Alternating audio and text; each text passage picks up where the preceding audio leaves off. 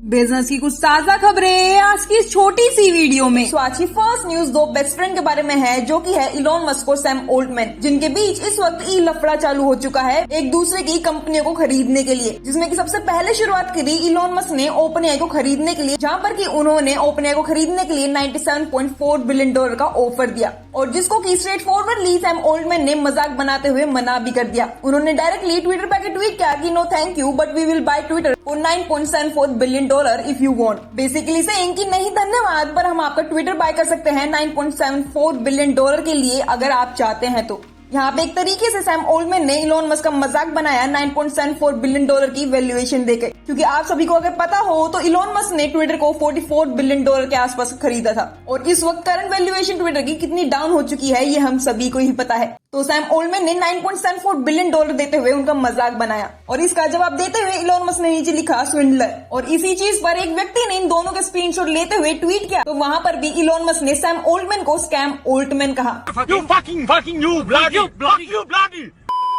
बढ़ते हैं next news पर, जो कि बिल गेट्स के बारे में है, और जिन्होंने कुछ 3 ऐसे प्रोफेशन पर बात करी है जो आने वाले टाइम में कुछ और समय तक बचे रहेंगे। यहाँ पे उन्होंने बात करी कि एआई की वजह से हर जॉब खतरे में है, सर्जन्स और शेफ भी सेफ नहीं है, पर ये 3 प्रोफेशन आने वाले टाइम में थोड़े और समय तक ज्यादा सर्वाइव करेंगे। पहला प्रोफेशन उन्होंने बताया कोडर्स का, जिसपे उन्होंने कहा कि एआई को बनाने और सुधारने के लिए ह्यूमन डेवलपर्स की हमेशा जरूरत रहेगी। सेकंड उन्होंने बताया कि एनर्जी एक्सपर्ट्स, क्योंकि न्यूक्लियर, ऑयल और रिन्यूएबल एनर्जी जैसे फील्ड में मशीन्स के लिए अभी भी काम करना और ट्रेन करना कॉम्प्लेक्स है। थर्ड उन्होंने बताया बायोलॉजिस्ट, जिसमें उन्होंने बताया कि आने वाले टाइम में उनके हिसाब से एआई मेडिकल फील्ड में काफी ग्रो कर रही है, पर बायोटेक और जेनेटिक रिसर्च में अभी भी ह्यूमंस का कंट्रोल रहेगा आने वाले टाइम में। और इन्हीं 3 प्रोफेशन के अलावा उन्होंने ह्यूमंस की एक चीज पर और बात करी, जो कि है वर्क वीक के बारे में, जहाँ पर कि उन्होंने बताया कि उनके मुताबिक एआई इतने टास्क ऑटोमेट कर देगा आने वाले टाइम में कि 40 आवर्स वर्क वीक सिर्फ एक कहानी रह जाएगी, और जो कि मुझे भी लगता है। पर इस पे आपको क्या लगता है मुझे कमेंट सेक्शन में जरूर बताना कि क्या इन 3 प्रोफेशन के अलावा कोई और ऐसा प्रोफेशन भी है जो आपको लगता है कि सर्वाइव करेगा आने वाले टाइम में।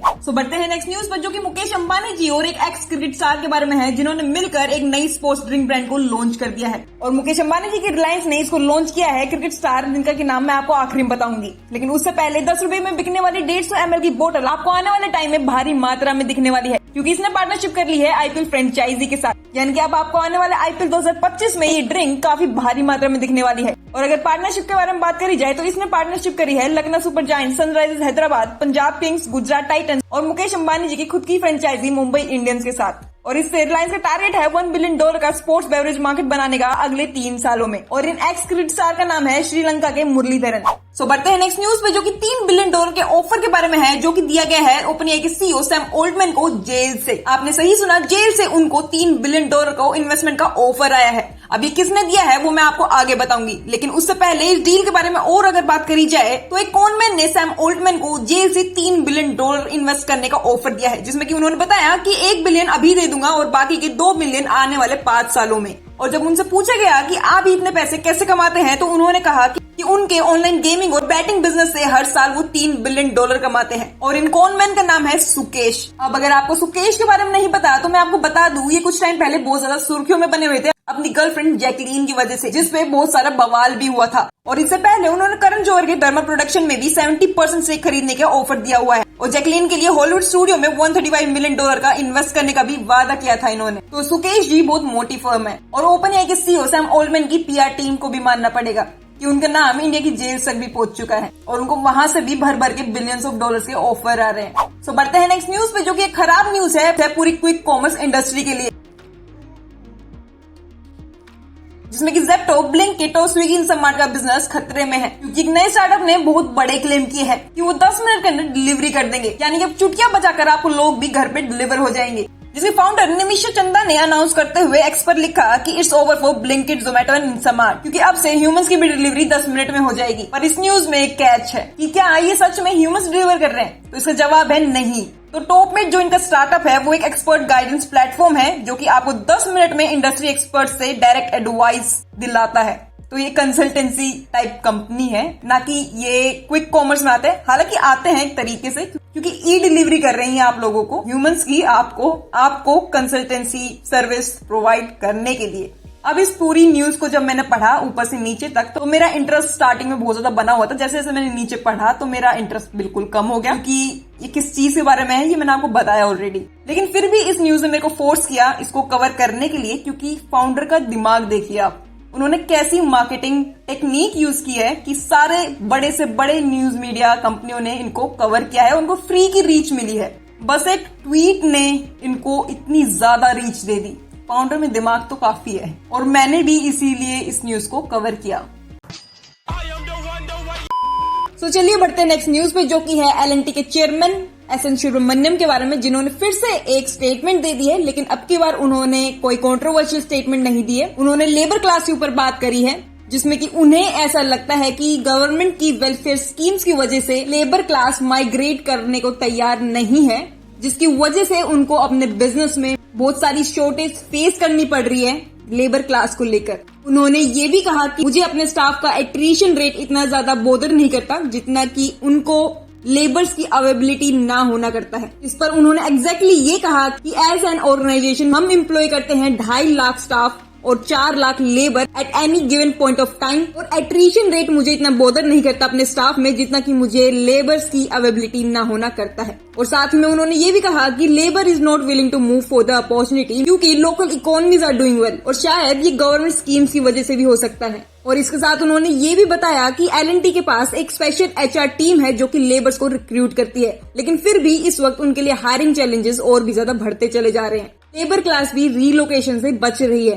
सो बढ़ते हैं नेक्स्ट न्यूज पे, जो कि 25% के स्टील टैरिफ के बारे में है, जो कि लगाया जाएगा इंडिया पे डोनाल्ड ट्रंप के द्वारा। बेसिकली इंडिया पे नहीं बल्कि सभी देशों पे लगाया जाएगा, पर इसको इंडिया से बहुत ज्यादा खतरा है। तो रिसेंटली ट्रंप ने 25% का टैरिफ इम्पोज किया है स्टील एंड एल्यूमिनियम पर, और जो कि सभी देशों पर लागू होगा। इस पर यूरोपियन यूनियन ने भी काउंटर टैरिफ लगाने की बात कही है, और इंडिया का अभी इस पे कोई भी रिएक्शन नहीं आया है। लेकिन इससे इंडिया को काफी ज्यादा नुकसान होगा, क्योंकि चाइना का जो सरप्लस स्टील होगा वो इंडिया में डंप होने का इस वक्त ज्यादा खतरा है। और इस 25% के टैरिफ से इंडियन स्टील इंडस्ट्री पर प्राइस प्रेशर बढ़ सकता है। अगर मैं 2024 की बात करूं, FY24 की, उसमें हमारा देश नेट इम्पोर्टर बन चुका था स्टील के लिए। और अगर चाइना का स्टील अगर इंडिया में आता है तो इंडियन मार्केट्स और भी ज्यादा अनस्टेबल हो सकते हैं। अभी इंडिया का इस पे कोई रिएक्शन नहीं आया है, लेकिन अभी 13 तारीख को मोदी जी जा रहे हैं बात करने, जहाँ पे की बहुत सारी चीजों के बारे में बात होगी। शायद उसके बाद इंडिया का कुछ रिएक्शन देखने को मिलेगा। तो बढ़ते हैं नेक्स्ट न्यूज पे, जो कि गूगल के CEO के बारे में नहीं बल्कि गूगल के डीप माइंड CEO के बारे में है, जिन्होंने डीप सिक के ऊपर अपना रिएक्शन दिया है। डेमिस हैसाबिस, जो कि डीप माइंड के CEO है, डीप सिक के ऊपर रिएक्ट करते हुए कहा है कि उन्होंने जो क्लेम्स किए हैं वो एग्जैजरेटेड और मिसलीडिंग हो सकते हैं, है नहीं हो सकते हैं। और इसी के साथ उन्होंने कंसर्न भी रेज किए हैं उनके क्लेम्स पर, जो कि डीप सिक ने क्लेम किए थे कि उन्होंने सिर्फ 5 से 6 मिलियन डॉलर में पूरा ये मॉडल बना दिया, जिसमें कि डीप माइंड के CEO ने कहा कि 5.6 मिलियन फाइनल ट्रेनिंग रन का हो सकता है, पूरे डेवलपमेंट का नहीं। तो उन्हें तो बिल्कुल भी नहीं लगता कि इतनी कम कॉस्ट में ये मॉडल बना है रियलिटी में। और ये बहुत सारे लोग सवाल भी उठा रहे हैं, चाहे वो इलोन मस्क हो या फिर और भी सारे टेक एंटरप्रेन्योर्स हो, सभी ने सवाल उठाया कि इतने कम में ऐसे मॉडल को बनाना थोड़ा मुश्किल है। और साथ ही में उन्होंने एक और कंसर्न रेज किया कि डीप सिक वेस्टर्न AI मॉडल पर डिपेंड क्या हो सकता है। और ये सेम कंसर्न ओपन AI ने भी रेज किया था, क्योंकि डीप सिक का मॉडल खुद अपने आप को माइक्रोसॉफ्ट और ओपन AI का प्रोडक्ट बता रहा था, जिस न्यूज को भी हमने कवर किया था लास्ट वीडियोस में।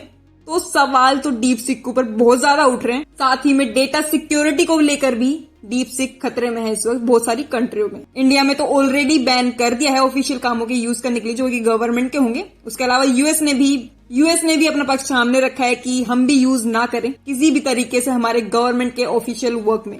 सो बढ़ते हैं नेक्स्ट न्यूज की तरफ, जो कि जीरोधा के CEO नितिन कामत जी के बारे में है, जिन्होंने RBI को एक मैसेज दिया है, एक सजेशन भी दिया है कि प्लीज फेक एप्स और फिशिंग स्कैम्स को कंट्रोल किया जाए। तो रिसेंटली जीरोधा के CEO नितिन कामत जी ने RBI से कहा है कि फेक ऐप और फिशिंग स्कैम्स के खिलाफ और भी सख्ती से एक्शन लिया जाए।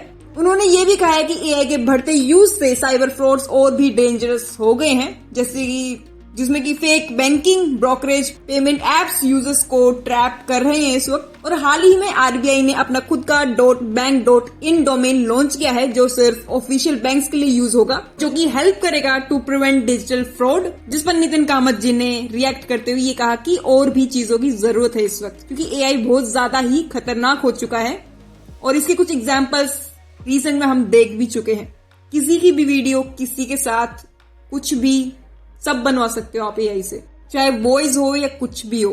अगर इसी पर सेबी की बात करें तो वो भी प्लान कर रहा है कि यूपीआई आईडी रूल लाने की, नए यूपीआई आईडी रूल लाने की, जिसमें कि जो कि इन्वेस्टर्स को फेक यूपीआई आईडी के चक्कर में फंसने से बचाएगा। इसी के साथ आज की वीडियो सिर्फ यहीं तक। आप लोगों का बहुत बहुत धन्यवाद इस वीडियो को आखिरी तक देखने के लिए।